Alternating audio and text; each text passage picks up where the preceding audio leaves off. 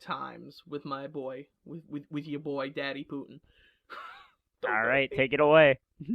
All right, everyone. So, the New York Times. Putin warns of a Russian red line the West will regret crossing.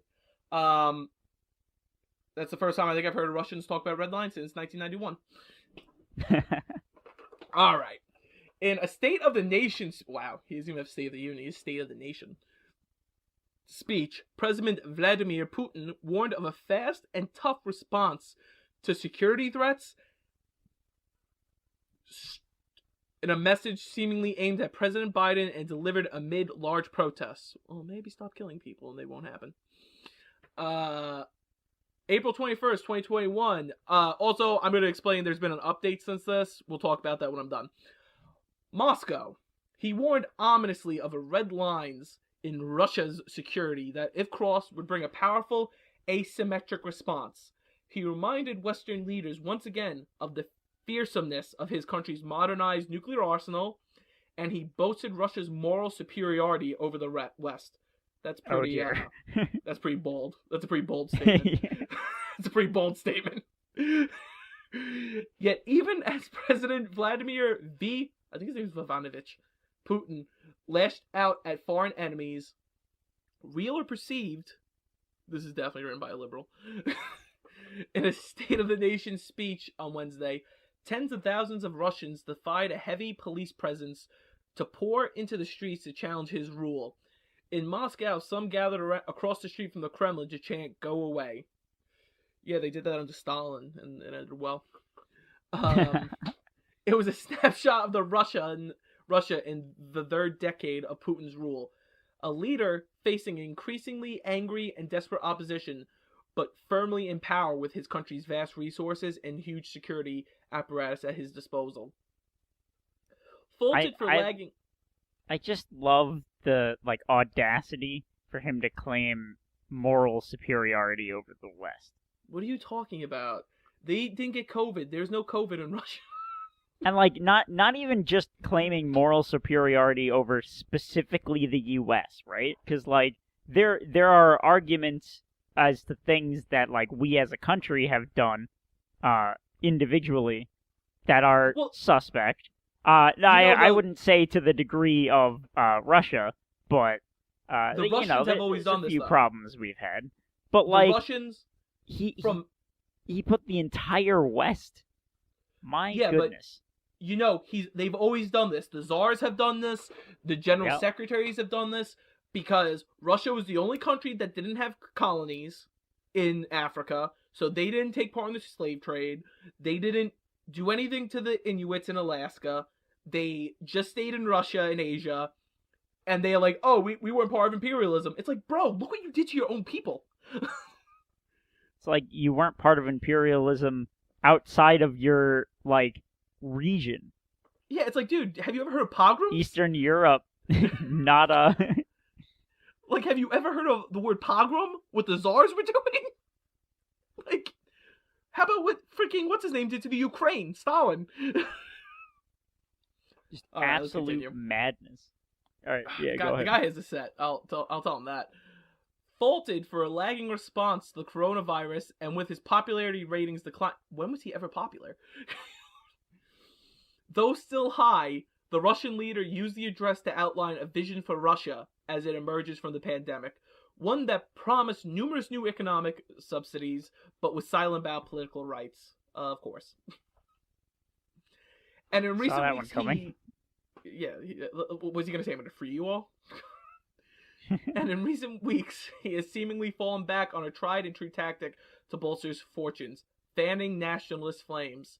He has ordered enormous troop buildup on Russia's border with Ukraine, and has gone toe-to-toe with President Biden, who issued a new round of sanctions last week, undeterred by Putin's saber rattling in Ukraine. I like that word because I'm just picturing him on a bear, rattling his sword. This is where we have an update where the enormous buildup wasn't a invasion. It wasn't an invasion. They were doing a test of their process, I guess, to make sure that all of their troops had the ability to go out if needed. to invade, right? Basically. So I think they framed it in terms of to defend Russia, but like you're gonna defend Russia from a land invasion by Ukraine. Something tells me if we get to war with Russia, we're not gonna start with NATO going through Ukraine to invade Russia by land. Well, we look at NATO and the 3 biggest armies by Russia. So this is the numbers we have here, and this is from the United Nations military apparatus reports. The Russian military is 1 million strong. They have 2 million in reserve. So you have that. And then the NATO forces that will engage the Russians first, the Ukrainians have 1 million men on the field. The Germans only have 100,000. The British only have 100,000. The French are the biggest military with 200,000 men. It's like men and women. I apologize. It's like by the time everyone else will be able to fight, it'll be like a modern day blitzkrieg. Because then you have for sure will be like NATO will. I guarantee it. NATO, if there is war between NATO and Russia in the near future, it will be because of Russian aggression that starts the conflict. Well, it's going to 100% be Russian aggression. But then, but we're also missing out on this. China has 2 million men on the field. 2 million soldiers. And India has 3 million. Now, we always talk about how India is like America's ally. India and Russia are very good friends. So, in the case that Russia's aggressive, we're already going to face Russia and China. Will India side with Russia? I mean, I'm not sure if they would, just because India doesn't have the greatest relationship. I mean, maybe my understanding of this is incorrect, but I don't think India has the greatest relationship with China. Oh, they don't. They hate each other. Right. So, if China comes in, India might just choose to sit it out entirely. But it's. But now, what if we come in? It's really gonna depend on, I imagine if China uses would use. I mean, this is all hypothetical, right? Conjecture. But I imagine if China used the opportunity to go into Kashmir, India would end up siding with us, and if China left them alone, they might decide to kind of do something similar to maybe what we did in World War I, just giving supplies. Yeah. Well, but now we have this scenario. So say Russia hits the Ukraine, China with their 3 million soldier army hits Taiwan. Now we have to split all the NATO forces down the middle, and India's not being threatened, so they'll side with the Russians. Yeah, maybe. This is the issue here, and I think everyone's got the gist. Putin's just grandstanding and being Putin, but we said to Putin, we're gonna send a fleet into the Black Sea, and then Putin said, don't come into the Black Sea or we're gonna have problems. And then as our fleet approached the Black Sea, he had the Russian Navy do a firing demonstration, and President Biden called the troops back. And it's why did you do that? What was the point of standing your ground in the first place if you're just going to call them back at the first sign of possible conflict? It's dude, you need to stand your ground. Okay, now they withdrew, and, the news and media is oh, the Russians got scared, they backed off. No, they saw what they could get away with, so for all we know, they're going back, and they're going to come back with 300,000 men. For all we know. This was a test. Now, obviously, we're not hoping for any sort of war. We're Absolutely super not. against it. But, at the end of the day, Russia is, this showing from Russia isn't a good sign for those of us who live in the West. Yeah, and, we already have this war in Ukraine that's been going on for freaking years now at this point. You have 42,000 men fighting against Ukrainians already with Russian support. Right now we need a defusing of these international issues. And that's what President Biden needs to do. And, calling him a what do you call him? You call him like a vicious killer or something? Something like that. Which I personally think Putin probably loved. Like, the guy's a maniac. He probably loved it. He's like, yes, I am. But I can't admit that to the public. But, like, it's like, you gotta stop. Like, we keep trying to make it look like Biden's giving him thrashings. The fact that he turned the Navy away after the live firing demonstration, that just broke the veil. It's not us who's giving the thrashings. The Russians said, don't come here. And Biden was like, oh, no, we're going to come. And then he did his deployments. And Biden was like, oh, hell no, I don't want to be involved. And pulled out. It's like, you can't appease a dictator. I'm gonna call back to earlier in the article, where Putin said that in regards to the red lines that if we crossed, they'd bring a response. He used the word a powerful asymmetric response. What that would mean, or at least my interpretation of that, is if the West pushes Russia an inch, Russia's gonna push back. Or pushes with, like, a pound, they're going to push back with a ton. Yeah. Like, that's my interpretation of that. And that's, like, I know that the West and NATO has the capability of pushing harder than Russia has the capability of. But it'll take But more nobody time. wants that. We don't want any of this to happen. But the other issue is the majority of NATO's forces are not mobilized. The entire Russian army is mobilized. So we have this situation like 1939 Europe. The Germans were completely mobilized and ready. The British only, I think, had 100,000 men in France when the Germans invaded. It's like, we can't sit here and be like, oh, well, it's this and this and this. It's like, no, we need to understand they're mobilized. And I'm not saying we need to militarize and be like, we need to prepare for war, but just be aware that it, like, we need to be standing up to them, no appeasement. We should have learned that from World War II.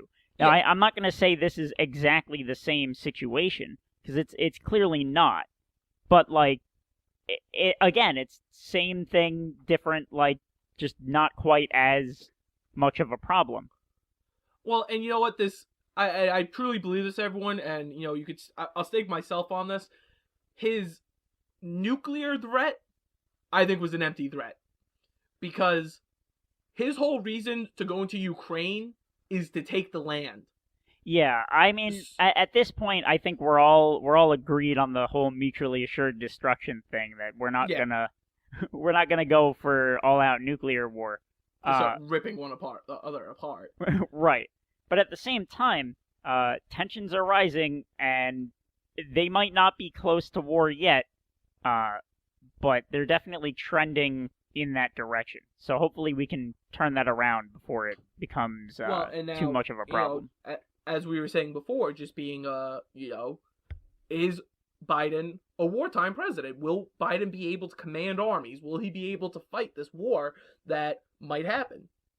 Well, I would guess, and maybe I'm wrong, but I would guess that if we are trending to war towards Russia, it will take most, if not all, of Biden's presidency for tensions to rise enough for that to happen. So I think we will have. I think if we are trending to war, and I can't say if we are or not. Obviously, we're going in that direction, but like it's not. There's plenty. I think there's plenty of time to reduce tensions, and that if we do end up in war, there will be another U.S. election cycle before that happens. Yeah, but now I'm not even convinced it's going to happen soon. Yeah, well, we're ignoring the sleeping dragon here, and maybe you can give me insight on this. Why does the left constantly point at the Russians, who, honestly, I think we beat them in a war regardless. I think we have a much more modern army. But why do we keep paying attention to the Russians while the Chinese have double everyone's armies, is amassing and has not stopped amassing at the Straits of Taiwan, and has actually caused Macron and France to send ships to face off with them. Why are we choosing to ignore that, but not ignore, like, the Russians who know they won't win a modern war? My guess would be that the reason it doesn't get as much attention is because everyone's eyes are and have been focused on Russia since the Cold War. That there's just this negative opinion of that, like, has been deeply rooted in America of, like, what's going on in Russia, and that I'd say probably. that hasn't died down, and that most people just haven't thought of China as more than an economic threat. Well, I'd say before the Cold War, honestly. The whole reason we refused to join World War I was because of the Tsar. We were like, we're not going to join you. You've got a dictator. Yeah, but also, to be fair, during World War II, American popular opinion of Stalin was actually pretty good. During World War II, modern Russia! Uncle Joe. Look at Stalin like he's a god! I was watching this video from, I think it was Vice, and they were going around Moscow asking people their opinions on Stalin, and, like, people our age were like, oh, he was such a great guy. And I'm like, what? I'm like, he was a butcher. But now this goes back to what me and you have talked about before, and this is why people like Hitler rise to power. These regions only really know one style of government. It's like America, we were born to be a democracy. We were born from democracy. Russia has always been dictators. Germany has always been, I'm not going to say dictators, but absolute rulers. Same thing with the Middle East. I, to this day, say the worst thing we could have done was got rid of Saddam. Because we blew that powder keg up. But, like, this is the issue, is we think our system's the best. And I do think our system's the best. I am a staunch constitutionalist. I think the men who founded this country were so ahead of their time with their system, and that's why we have lasted longer than most other governments.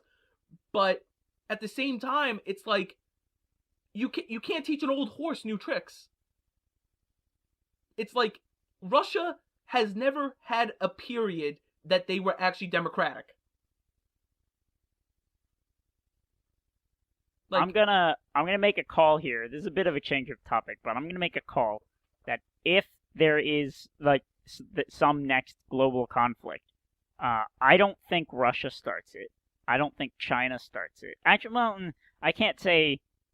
I feel like if they I go can't say across states- China might start it, but I'm gonna say that more likely than China starting it, I think Iran is gonna start it. Really? Yeah.